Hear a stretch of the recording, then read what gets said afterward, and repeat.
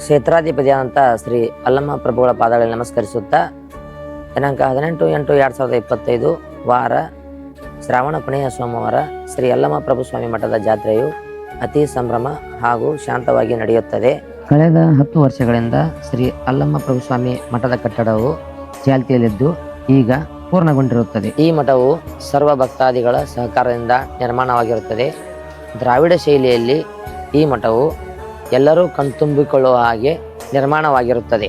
ಇನ್ನೊಂದು ಹೆಮ್ಮೆಯ ವಿಷಯವೇನೆಂದರೆ ತೀರ್ಥ ಶ್ರೀ ಅಲ್ಲಮ್ಮ ಪ್ರಭು ಸ್ವಾಮಿ ಮಠವು ನಮ್ಮ ಇಡೀ ರಾಜ್ಯವೇ ನೋಡುವ ಹಾಗೆ ಪ್ರವಾಸೋದ್ಯಮ ಇಲಾಖೆಗೆ ಆಯ್ಕೆಯಾಗಿರುತ್ತದೆ.